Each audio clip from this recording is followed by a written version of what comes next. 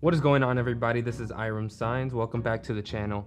Today I'm going to be discussing the top 5 mistakes that wholesalers make when starting off. These are specifically things that I have made mistakes on myself, so these are from my experience and hopefully they can help you out. If you're just starting out in wholesaling, these little tips can prevent you or just help you in any way possible. With that being said, let's get right into the video.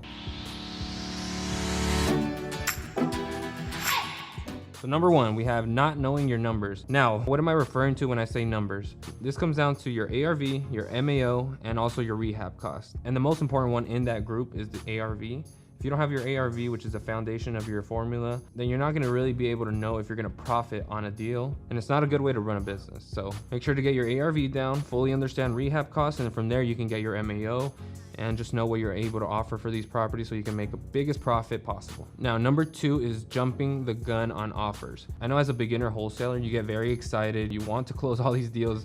Any potential lead is insanely hot. The only advice that I'd give is don't throw shit on the wall if it's not gonna stick. If you don't fully understand the market, but the numbers make sense, it makes sense all around, but you don't know if in that market it's the same, go ahead, shoot your shot.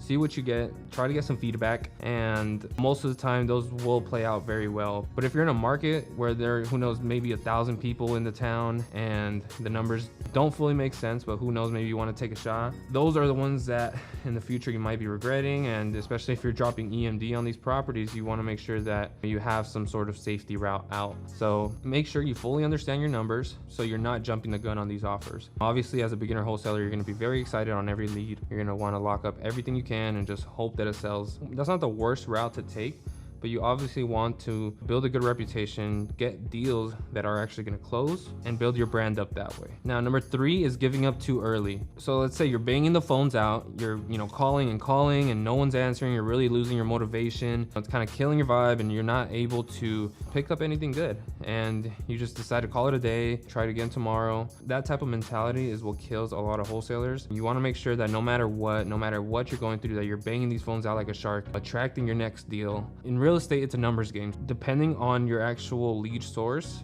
if you're making 200 calls a day and these are contacted calls, you're gonna get a deal. You're gonna get a deal in a week. You're gonna get a deal eventually. So just keep banging the phones out. Don't lose your motivation. Don't get tired of dialing. And if you get anything warm, anything hot, keep that momentum going. Attract the next deal and get your mentality right. Number 4, and this is a very important one, is not knowing how to deal with your buyers. So one thing you got to understand when dealing with buyers is that you have the leverage. You as a contract holder have the leverage. You decide who you sell it to. If a buyer's trying to bully you into closing or dealing with him, you really have the leverage. You don't have to say yes. If anything, that's a good thing that he's trying to bully you into the deal because he knows that it's a good deal. You could probably get more. And especially in hot markets, you want to make sure that you're maximizing on all potential offers. When dealing with buyers, you want to make sure that you understand all your numbers. If you don't fully understand your numbers in the beginning and they're asking you a ton of questions, whether it's how much work does it need, and you don't really know those questions or know how to answer them, tell them to do their own due diligence.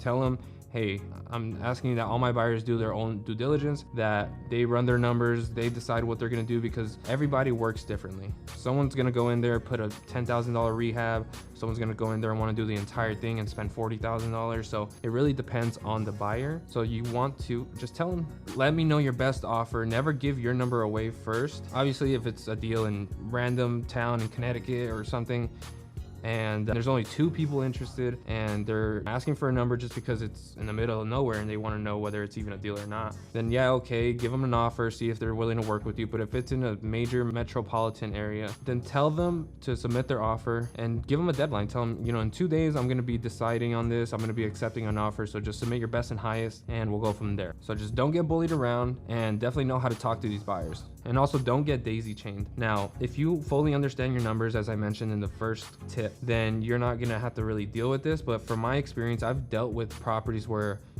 I've gotten kind of pushed around and I accepted right away and I knew I could have got more, but I didn't go and try to get that. The person that I assigned it to went and made another $20,000, and that $20,000 could be yours, so don't get daisy chained, don't get pushed around, and just make sure you know all your numbers. Now for the final one, The final one is something that whatever level you're in, not just beginner wholesalers, anybody can really take this tip and apply it to their lives, is not sharpening your skills. And by skills, I mean your knowledge, your sales skills, and also just growing mentally and spiritually. You want to sharpen your skills every single day, because you're gonna really see the difference in a year or two from now, and you really don't want to miss out on doing things like this. If I had never really applied to myself, years back, I definitely wouldn't be in the position that I'm in right now. So make sure you are always sharpening your skills, sharpening your tools, and applying everything fully. So yeah, those are the 5 tips.